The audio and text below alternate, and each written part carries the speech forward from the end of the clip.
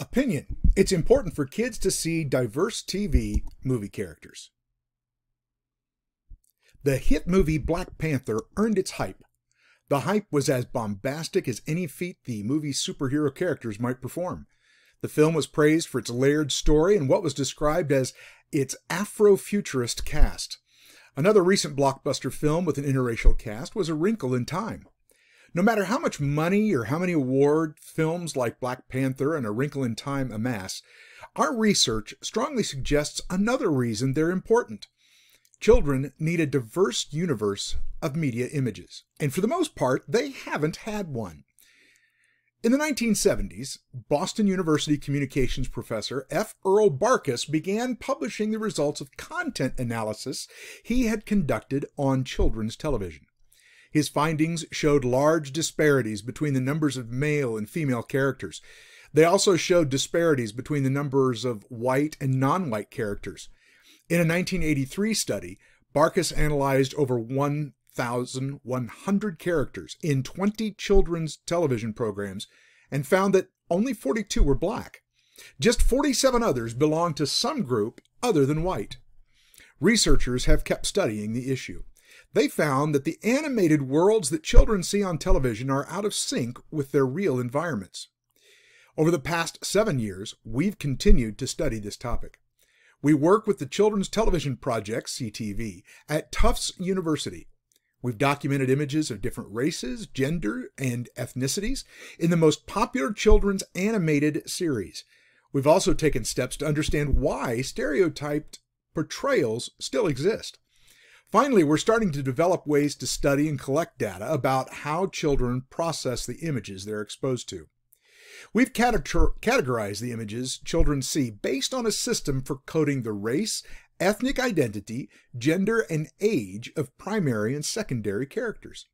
We've also included a sociolinguistic component to the analysis. This is because children absorb both sights and sounds as they process media. The good news is that the world of children's animated television is more diverse than it used to be. For example, we found that female characters account for just under 1/3 of all characters. This may appear discouraging at first, yet it's a significant improvement from the 1:6 ratio that F. Earl Barkas had previously found. It's also better than the 1:4 ratio that communications professors Teresa Thompson and Eugenia Zerbinos found in the 1990s. There's more racial and ethnic diversity too. Black characters account for 5.6% of our total sample of over 1,500 characters. A study conducted in 1972 by researchers Gilbert Mendelson and Marissa Young for Action for Children's Television found that over 60% of the TV shows in their sample had no racial minority characters at all. There are many more Asian or Asian American characters, 11.6%. However, this is likely due to the prevalence of a few popular cartoons featuring mostly Asian characters. Legend of Korra is one example. The bad news is there's still a long distance to go. African Americans represent an estimated 13.3% of the United States population. Meanwhile, Hispanic or Latinos make up 17.8% of the population. But we found Latino characters only made up 1.4% of our sample. Furthermore, stereotypes persist in both how characters are drawn and how they talk, with bad guys using non-American accents and dialects. We see this in characters like Dr. Doofenshmirtz from Phineas and Ferb or Nightmare Moon on my personal favorite, My Little Pony, Friendship is Magic. We wanted to understand why stereotyping persists. So we interviewed some of the people who write, direct, cast, and provide vocal talent for children's animated programming. We haven't yet completed this part of the study. However, it seems that economic pressures compel the creators of children's animated programming to rely on stereotyping as a kind of shorthand. For example, one director of a popular children's animated show told us, if something's worked before, you just tend to use it again. It gets used even if that something is stereotyped. An African-American voice actor reported being in auditions where he was told to make something sound, quote, urban. Well, this is code word for a more stereotyped African-American dialect. But the real question is why this all matters. Studies from many fields have shown that it's important for children to see characters who look like themselves and their families. It's important for those characters to sound like them as well. There's a relationship between low self-esteem and negative portrayals of racial groups. There's also an association between poor self-esteem and the lack of portrayals of a particular group. Others have found that media misrepresentations of ethnic groups can cause confusion about aspects of their identity among children of these groups. In our study, we showed children images of diverse animated faces and play voices that use different dialects.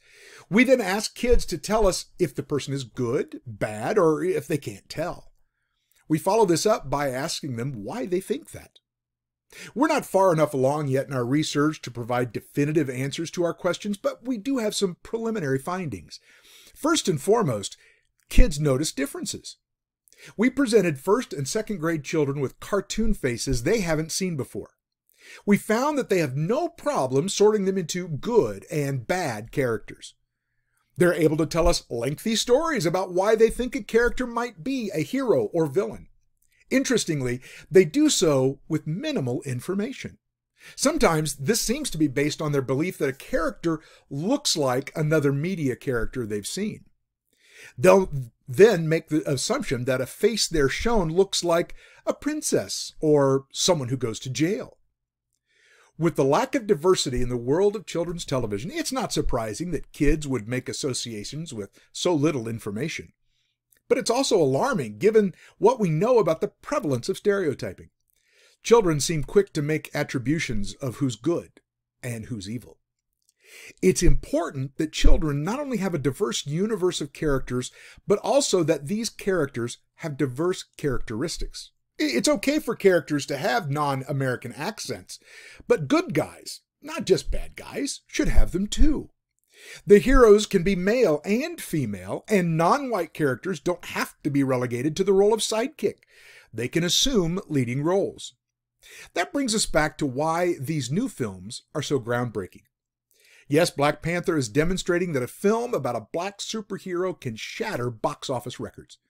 Yes, A Wrinkle in Time is the first $100 million movie directed by a woman of color.